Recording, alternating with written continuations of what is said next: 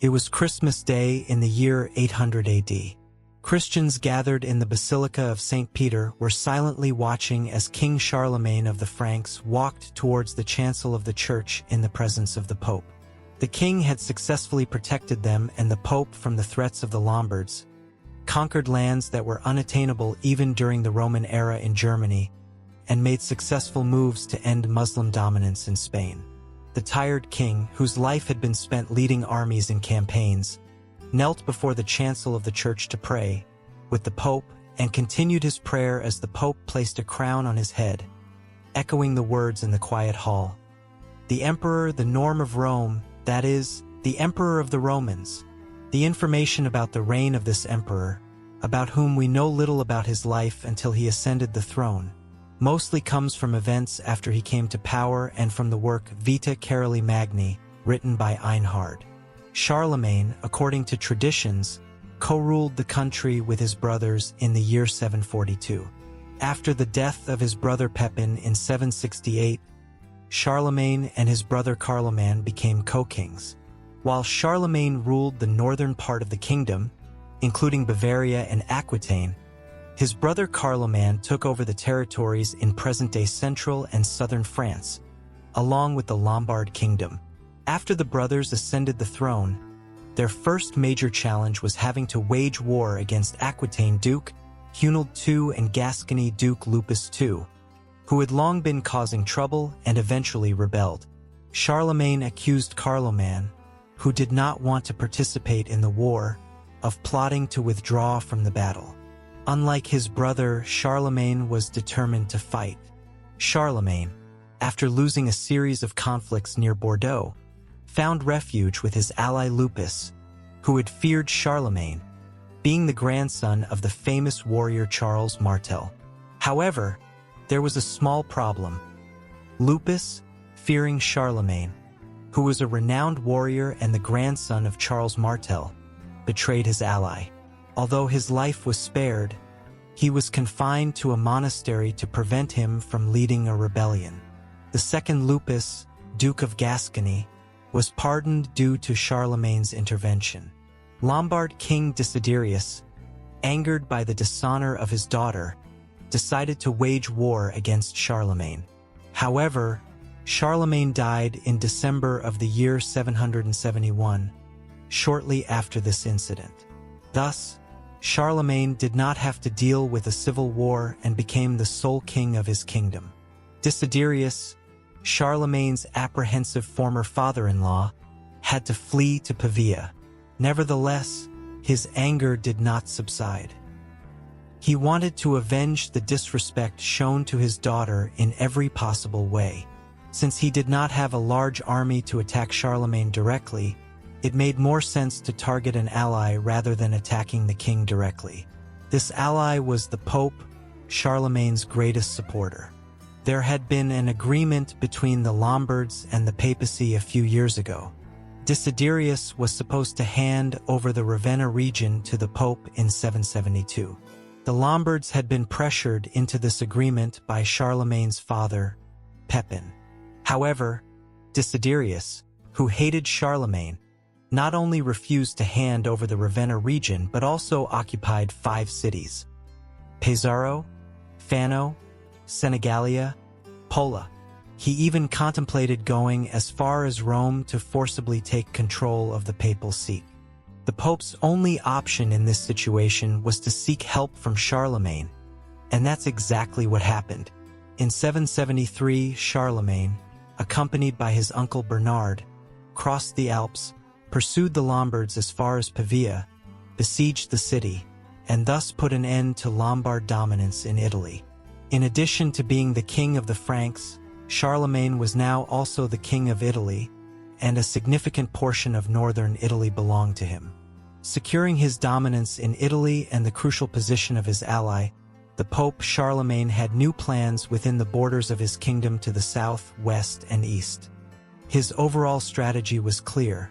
With the deep ties his family had with the Pope, he possessed considerable authority over Christians. The spread of Christianity meant an increase in his authority. To achieve this goal, He needed the Muslims of Al-Andalus in Spain and the Saxons in the German territories to convert to Christianity forcibly or accept Christian supremacy. However, the Saxons, who were far from his own kingdom, persistently refused to embrace Christianity and remained pagan, putting Charlemagne in complete opposition to this policy. To implement this policy successfully, he needed to gain definitive control over the Germania region. In fact, he had launched a campaign against the Saxons in 773 but had to postpone it to help the Pope when he turned towards Italy. After settling matters in Italy, Charlemagne returned to Saxon territories in 775. He captured the Saxon fortress in Sigeberg after crossing Westphalia. Subsequently, he defeated a Saxon army after crossing Angria. However, the Saxons regrouped, repeatedly confronting Charlemagne in new groups. Now, under the leadership of a figure named Hesse, they had gathered in Westphalia. However, facing Charlemagne's army, which was the best equipped of its time, they could not achieve much success. The Frankish army easily gained the upper hand against the Saxons. After this battle, Saxon leader Hesse, along with his men, accepted Christianity. In this way, Charlemagne began to implement the policy he had adopted from the beginning. Although he had seized a significant part of Saxon territories, he could not continue this campaign due to some issues in Italy. Instead of withdrawing his forces completely, he stationed them in the fortresses of Sigeberg and Irazumberg. If a rebellion were to break out, Charlemagne's soldiers would move from these positions to suppress the uprising. While Charlemagne was resolving issues in Italy during this time, the Saxons revolted, and this rebellion turned out to be much more serious than Charlemagne had anticipated. The Saxons captured Erzberg, one of the Frankish castles. This situation prompted Charlemagne to decide to return from Italy. However, during this time, the Saxons proved to be more successful than Charlemagne had expected. Taking over Erzberg, the newly instated leader of the Saxon rebellion, Widukind, ordered the execution of those Saxons who insisted on remaining pagan. However, this extreme decision led to a new rebellion. Viking leader Widukind, who had previously fled to Denmark, returned, taking charge of the ongoing rebellion. Charlemagne's response to these events was very harsh. He ordered the killing of 4,500 Saxon war prisoners who were being held captive in the vicinity, and this incident went down in history as the Massacre of Verdun. The war, fueled by the massacre, continued for 3 years. Ultimately, the Saxons were completely defeated, and Saxon leader Widukind, after being baptized, accepted Christianity. Thus, Charlemagne, just like before, successfully suppressed this rebellion. After quelling the pagan Saxon uprising in 785, Charlemagne, who aimed to expand his borders and sphere of influence eastward, crossed the Elbe River in 789 and marched against the Slavs in the Obotrite region. The Slavs, led by a figure named this, had no choice but to surrender to Charlemagne's powerful army. Thus, the Frankish king gained a new ally in the east, who would prove to be quite useful in the coming years. This leader would play a significant role in the future. With a campaign against the Avars, he also brought the Avars, who were living around Hungary at that time, under his control. After the Avars and Saxons were brought under control, there were no significant political developments for a few years. However, the Saxons had not yet had the last word.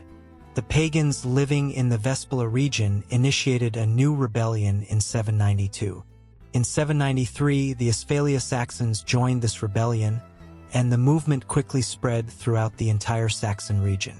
Nevertheless, the Saxon uprising was finally suppressed in 794.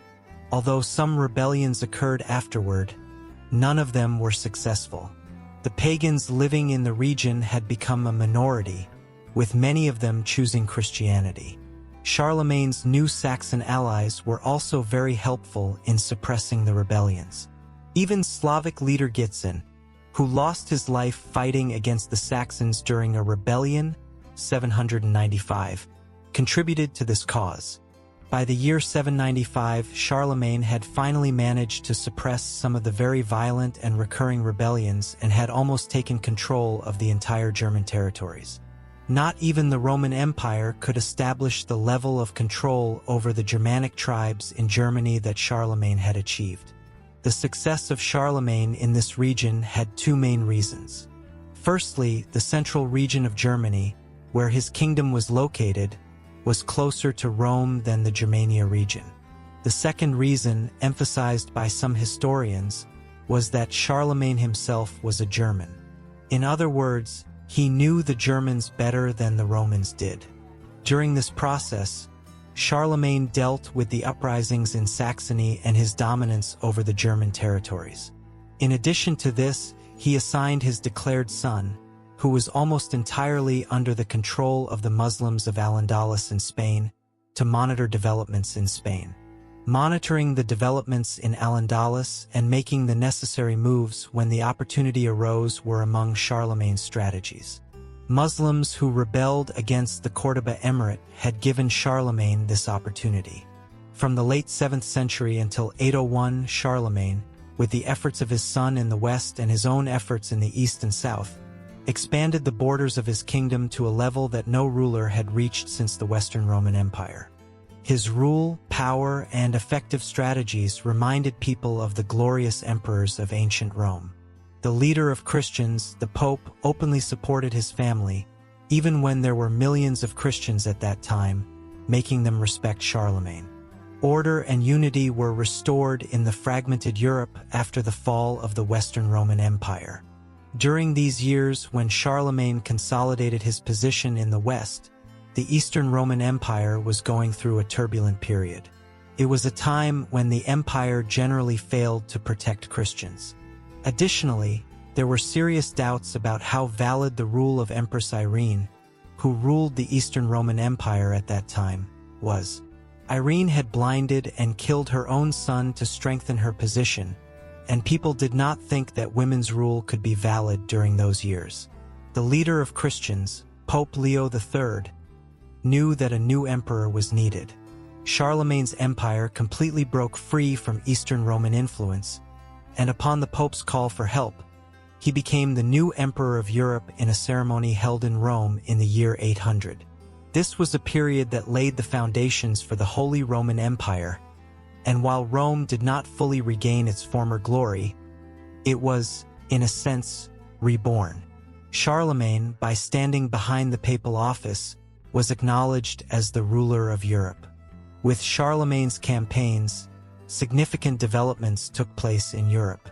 He traveled through different regions of Europe, observing and incorporating the diverse cultures of Al-Andalus, England, and Italy, and these impressions played a crucial role in shaping his kingdom. Particularly, the Frankish kingdom focused on the cultural construction process by assigning significant responsibilities to clergy who received education in monasteries. Charlemagne's era was a time of increased book writing and copying activities. Clergy, who were proficient in Latin, held great value as they were capable of both reading and writing.